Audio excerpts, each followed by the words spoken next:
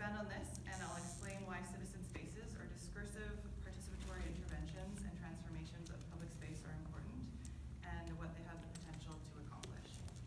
Then I'll share my research. The first phase includes a series of case studies in Madrid, Kingston, Jamaica, and Montreal, where I worked with community groups on collaborative 360 film projects to understand how they produce citizen spaces in each unique context.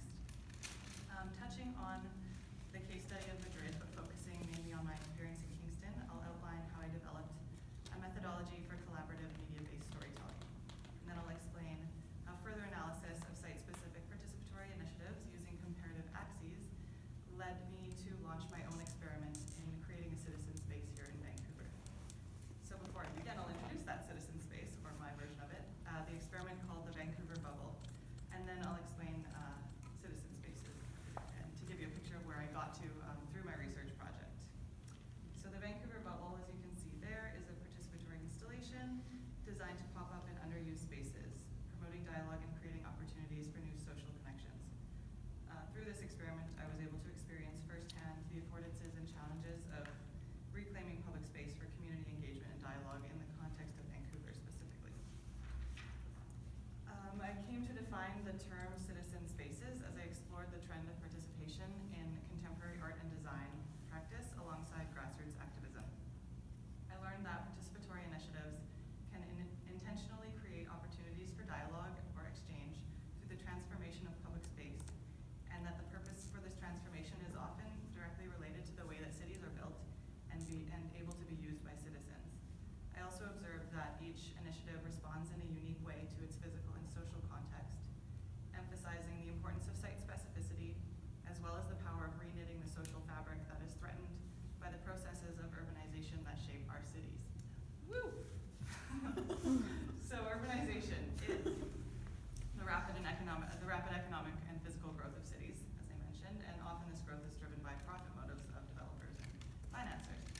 So this diagram illustrates the condition of urbanization under capitalism, based on the writing of contemporary anthropologist David Harvey in his article, The Right to the City. So Harvey explains that the process of urbanization, they historically begin with a condition of unrest, such as the economic crisis in Europe in 1848, which in Second Empire Paris led to the violent repression of alternative political uprisings, while those in power sought to solve the crisis by investing in urban infrastructure. So to finance this large growth in infrastructure, a system of debt and credit financing was created. They invented it. And then urbanization at the scale that Paris experienced dramatically changed the urban environment as new buildings and large boulevards replaced medieval neighborhoods. Employment increased and the economy boomed along with consumerism. The city became physically large and impressive, and all the planners and investors gave themselves a pat on the back for a job well done. They thought this was awesome. But the story of Paris began essentially a long history of top-down urban planning that looks really good on paper at first, as banks and corporations gain power and see huge returns on their investments. However, urbanization of large cities has many implications that negatively impact citizens' rights, and my thesis research focuses on those implications that relate directly to the built infrastructural and social environments of cities themselves. I found that grassroots participation often occurs in response to issues like the potential loss of community space, empowering and motivating citizens to fight back to save those spaces. For example, just like in Paris, post-war New York underwent a large-scale urbanization process in the 1940s, or that began in the 1940s, which re-engineered the entire metropolitan region. And by the 1960s, citizens like Jane Jacobs realized just how destructive this strategy really was, as she could see what the top-down planners couldn't see, which was the inherent value of a vibrant community streetscape. She wanted to save her neighborhood, essentially.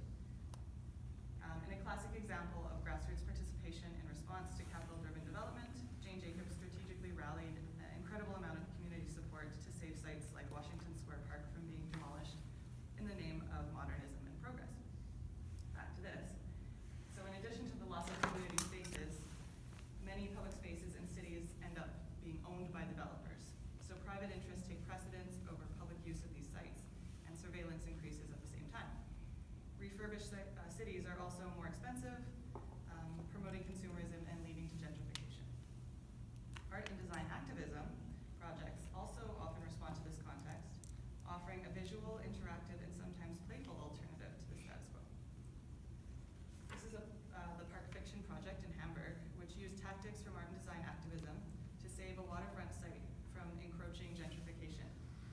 Artists, in this case, subverted the development process, gamifying it by creating a fictional public consultation process and activities, and proposing a public park that included sculptural elements that actually had meaning to the people who lived in that community. The fictional development proposal gained so much community support that this park was built instead of yet another office building. David Harvey argues that issues resulting from urbanization under capitalism, such as privatization and the loss of community space, when combined with the distraction of consumerism, can lead to a less community-oriented society, and therefore a lack of collective empowerment. He also says that the right to the city depends on collective power, so bringing people together, to reshape the processes of urbanization by transforming not just the city, but also the citizens in the process. So it's this need for collective empowerment that may explain the discursive and participatory trend in contemporary art and design practice. And my research responds to this opportunity, exploring initiatives that have helped citizens reclaim their right to the city, creating citizen spaces by transforming public sites, and fostering opportunities for dialogue about the issues that affect them. And what's so exciting about this research is that these citizen spaces are popping up all over the world right now, right this minute today. And they represent this hopeful possibility that we can reknit the social fabric and rebuild community through a transformative process. And that repurposing public spaces can play a key role in a shift toward a more community-oriented society. To answer my research question, I looked at site-specific examples of grassroots participation and art and design activism through the lens of the right to the city. I traveled to Madrid, Kingston, and Montreal, and explored new ways to understand and share the work of existing community initiatives. These case studies, along with a series of axes that I'll share later, informed my understanding of site-specific work and helped me to identify an opportunity for design intervention in Vancouver, where I launched my own experiment. It was actually during my time in Madrid that this methodology that I'm going to share began to take shape. I was leading a team during a 2-week design charrette at Media Lab Prado, and one of the organizers handed me this printed map showing over 100 examples of grassroots citizen initiatives in Madrid. I was totally blown away and got really excited to explore these stories, listen to participant perspectives, and potentially share the stories using media technology like 360 film. So my team and I started preparing to go to these sites and interview participants, focusing on publicly accessible spaces and avoiding occupations of private space, like housing. Team members were assigned roles, and we had a lot of fun with it. We went all over Madrid and talked to a lot of cool people. But because of the short time that I had there, the storytelling method was really just a prototype, and still is actually. But we were able to visit a number of sites and collect an archive of photos, video footage, audio interviews, and even some rough 360 film footage using a borrowed camera. So I decided to take this method forward and refine it. I developed this methodology in order to connect with currently active initiatives of grassroots participation in art and design activism and collaborate on 360 film projects to share their stories. I chose the medium of 360 film because of the site-specific nature of the initiatives that I was exploring, seeing in Madrid that each site took on a unique aesthetic that could become a key part of the story. I compiled a set of tools and processes, including film gear, conducting a review of ongoing initiatives, followed by outreach, relationship development, and ongoing reflection. So that what became even more important than the tools and processes was a set of principles that emerged and changed with each interaction and experience that I had. I had to be completely flexible and be able to use my intuition and adjust my approach on the fly, rather than sticking to a pre-planned strategy. I couldn't come from a documentary perspective, but rather I needed a grassroots and collaborative approach. I also realized the importance of thinking about these places as a living community, whose participants have stories to tell, not data to analyze. This methodology echoes what I learned about the participatory initiatives themselves, which is that each context is unique and requires a unique approach. I'll walk you through a few examples, a few experiences I had in Jamaica to illustrate how I came to some of these principles. So I had to adjust my approach after initial attempts to connect with the organizers of Life Yard, a community-run garden and youth education space in the heart of Kingston. collaborate on a project, I had to slow down and spend time getting to know the community instead. To do this, I left my agenda at the door and just hung out and talked to people and played with children. This image also illustrates the principle of collaboration rather than a documentary approach, as some of the best shots happened when I let go of my expectations and assumptions and when community members got excited to participate in the process.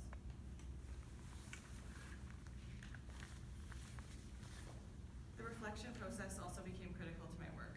Using my sketchbook, I kept a journal with notes that would help me move respectfully and safely through spaces and interactions. These notes also helped me realize insights that would shape the principles of this methodology that I'm sharing, such as using my intuition to know when to shoot and when not to shoot.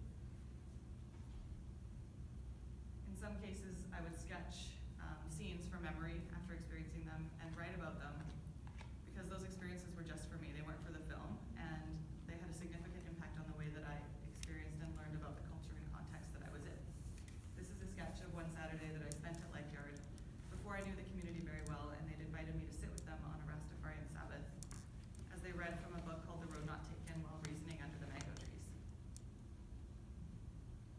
I was also able to use the tools of design as a way to generate interest and get direct feedback. Once I gained the trust of the founders of Life Yard, I was able to record an audio interview as a voiceover for the film that I wanted to make, and drafted the storyboard and shot list from there. Then I brought the storyboard to the Life Yard site and went over the plan with the organizers, who helped to facilitate the rest of the shots that I had proposed, as well as some impromptu ones that we worked on together. The project finally began to feel collaborative by this point, although I think it could have been even more so if I had more time in Jamaica.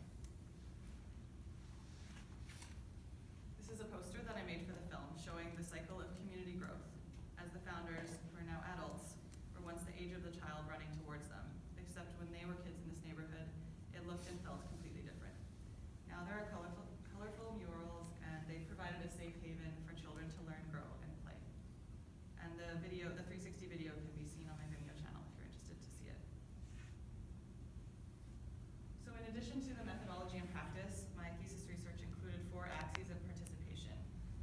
The axes provide a way to look at the characteristics of site-specific initiatives, and I was able to use them to identify an opportunity for design intervention, which eventually led to the launch of the Vancouver Bubble. So as I had done in the other cities, I began with a general review of currently active initiatives in Vancouver. I began by attending and filming protests, getting to know organizers and interviewing participants, and I also read up on some of the important initiatives in our downtown east side. I looked at local artist interventions, parties that occurred in public spaces, and citizen-run gardens as well. So I compared these initiatives on the axis of safe versus threatened tenancy, because this is a common consideration in site-specific initiatives. If a site is occupied legally, the initiative is considered to have safe tenancy. But if there's no agreement for land use in place, and the initiative could potentially be removed forcefully, it's considered to be threatened. So when this axis compares with the axis, or intersects with the axis of grassroots versus top-down initiatives, we can see that grassroots or citizen-led initiatives are more likely to be threatened, such as tent cities, and that top-down initiatives, which are government-led, are usually safe or always safe.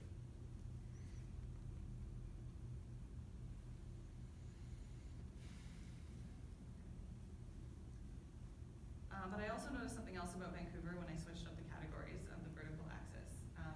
So many of the sites I looked at in the other cities involved a grassroots community effort to transform a specific site over time, so a long term. And at the other end of the vertical axis is the concept of short-term interventions, which is an event-based intervention on a site for a short period of time. Clearly, in Vancouver, as you can see right there, short-term interventions are much more common, and it's likely because the land value is so high here and public spaces are very tightly controlled by the city. So through this observation, I saw an opportunity to launch an experiment in creating citizen space by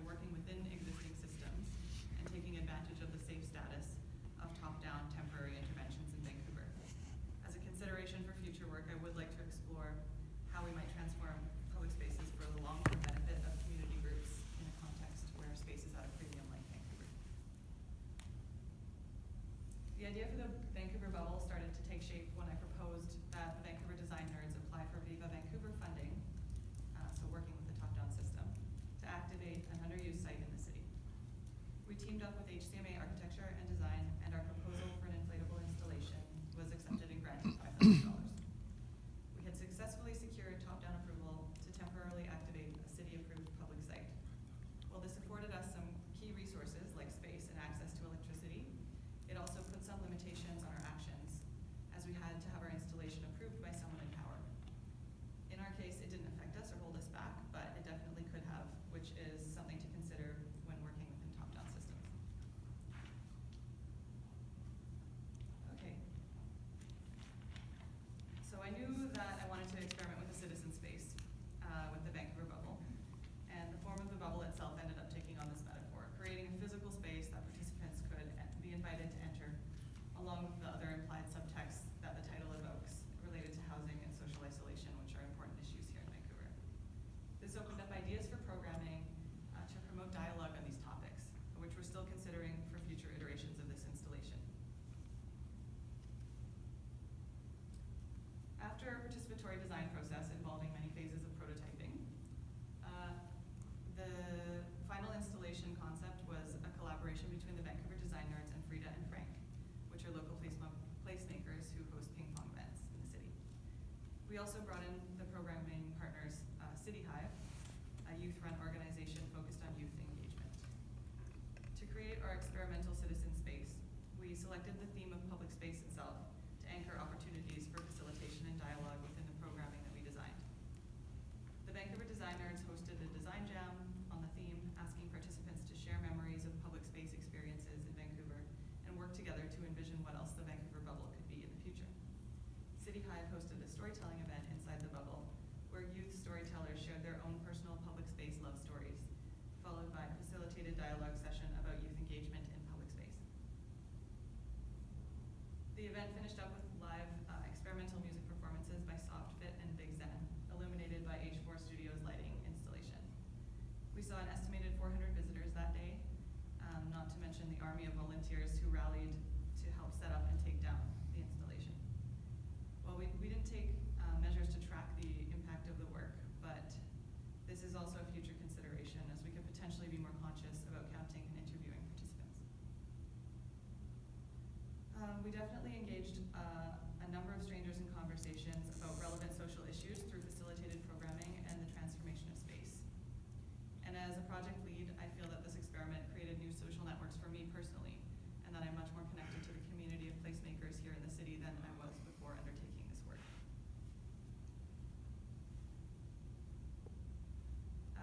In Madrid, Kingston, and Montreal, I explored collaborations with community groups and helped tell their stories. Now I face the challenge of engaging my own community in my own context to share our story. And this is an ongoing process. I've collected 360 footage from all stages of the bubble project, but somehow the interview questions and processes I used in the other cities don't seem to fit. And this insight I'll take forward as we install the Vancouver bubble in new locations with new programming this summer, as well with any future media collaborations that I undertake with community groups. I also plan to take a workshop in participatory video this summer, which should further illuminate this process as I continually evolve my approach and methodology to design activism. Thank you very much. Okay.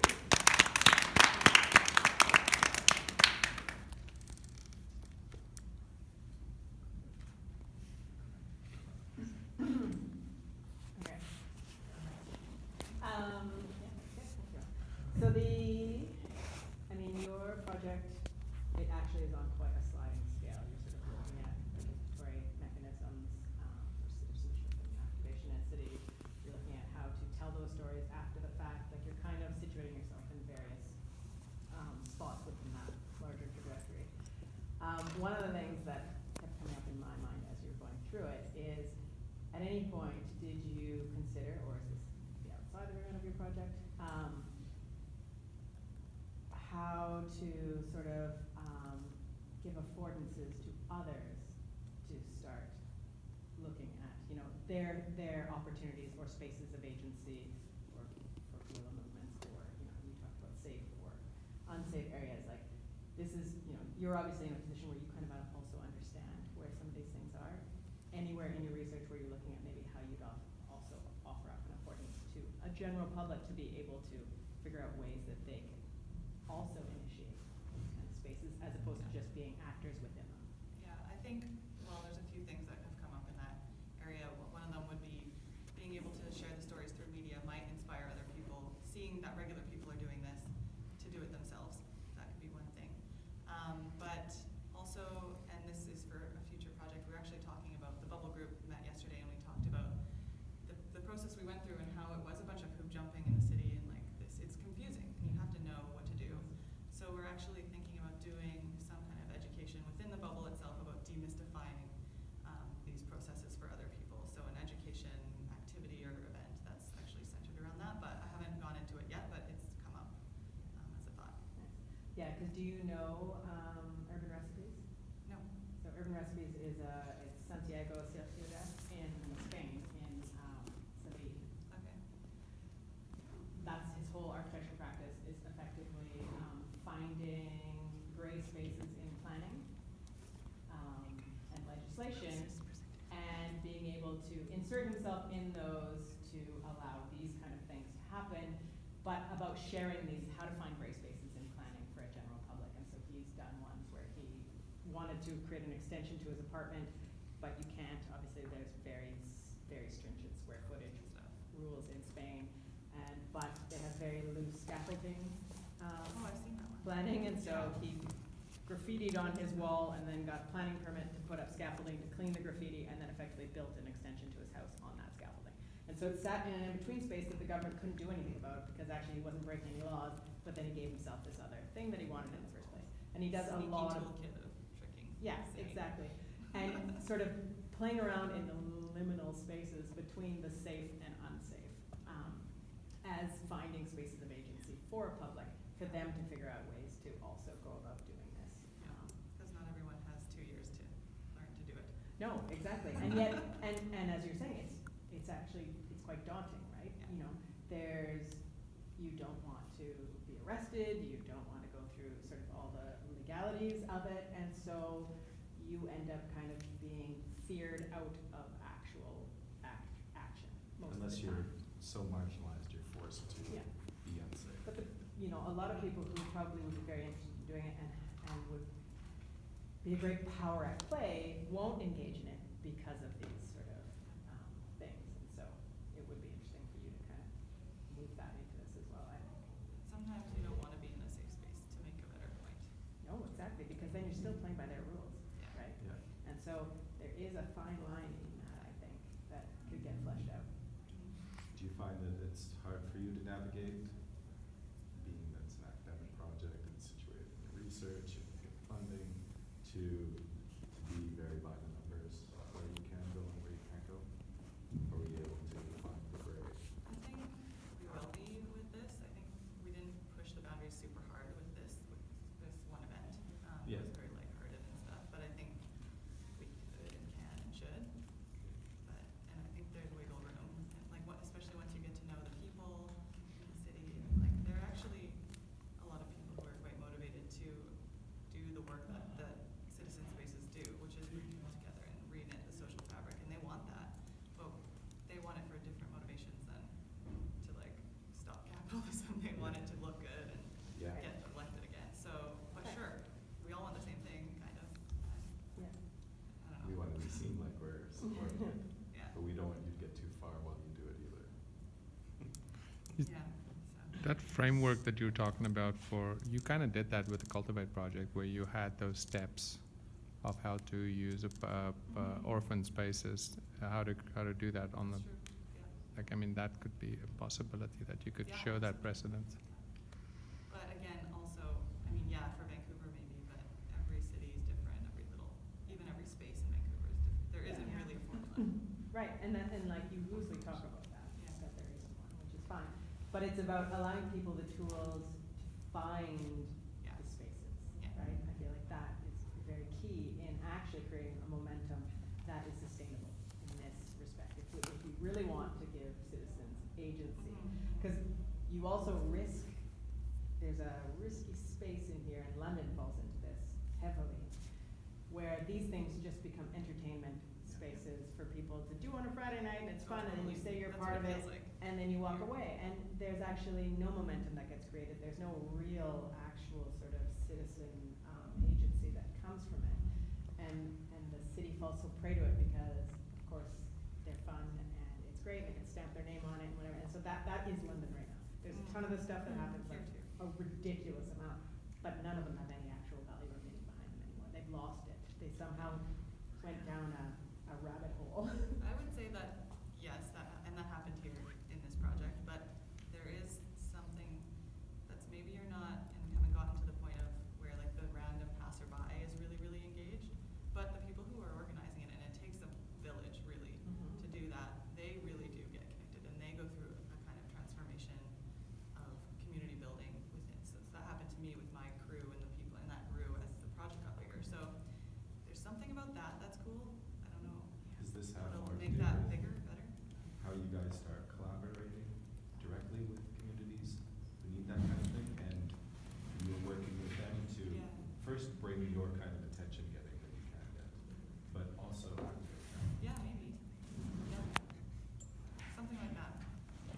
Yeah. I like it. Where it's not just you putting it on, Yeah. where they're actually Yeah. coming to you, That's hey, true. can you guys come help us Yeah. do our thing? Yeah. Because you're just a space. Sort of facilitate it for them to make it easier. Yeah. You don't have a necessarily defined thing, No, yeah. right? You can be these other things. That's the bubble. It's like you can be Yeah. whatever. It's open and programmable. Yeah, which is quite different from the other spaces of exploration that you Yeah. engaged in, because Yeah. like, what were they called, the Jamaica in Kingston? Life yard. Yeah, Lifeyard, and then the Montreal example that you looked at, those two different parks and how they were going, Yeah. they're not transient, they're No, not, exactly. temporary in the same way, and they're not activated in the same way. Like, they're very slow, Mhm. long-term, committed things that Yeah. are happening. Whereas this is something very, Yeah. that's not a problem, it's just, it is very different. And then you loosely in your document mention why that's a problem, or that might be a thing in Vancouver because of cost and. I mean, you see attempts at more sustained transformations when it's like really urgent and needed, like housing like tent cities. Or the downtown East Side Market that just occupied a street for a while, and they did it every Saturday for a long time. Yeah. And eventually, Then they got closed those down. achieve that, well, yeah, they get closed down, but then they get given something else. Yeah. That did achieve safe status eventually for Yeah. itself, not there, but somewhere else. Yeah. But, yeah, I don't know, I mean, we've tried to do it with community gardens or sharing gardens in Vancouver, so that's sort of a long-term switch overlap, but that wasn't in the urban core, that was in North Vancouver where there was space. Mhm. So it's, yeah, I mean, even like shifting growth and everybody, soul food, they have to move at some point, because somebody's gonna build something there. So it's almost impossible, but maybe not.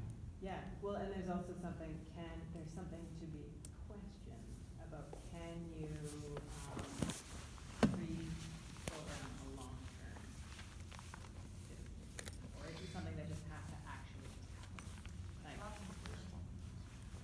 yeah, cause it's kind of hard to think of something being live, active, allowing agencies being true to itself if you're planning it for, like inevitably it would grow and live, and it might then become corporate and, Yeah, or start corporate.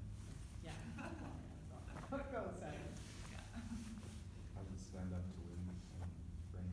It billows in the wind, Yeah. and we have to make it rain-proof or rain-resistant for our next installation, which is coming up on the 13th of May. How does it stand up to people falling over against it? So Pretty far so resilient? good. I mean, it's, yeah, but it's not, and there's no ground underneath, so if it does pull up or whatever, you can just tuck it back in. You just have to have Gorilla Tape handy. This is good. Did you have a question? Yeah, have you ever worked with Vivo, my old work? They're Uh, basically like, do you know Vivo? No. Oh, so they're a video arts collective that started in the 70s, Okay. and it's all based on this stuff. It's all documentary filmmaking. They have an archive that starts in the 70s. It started as like a video exchange society, and then it's now, and then it's sort of video in, and then it became video out, and now it's Vivo, so it's video in, video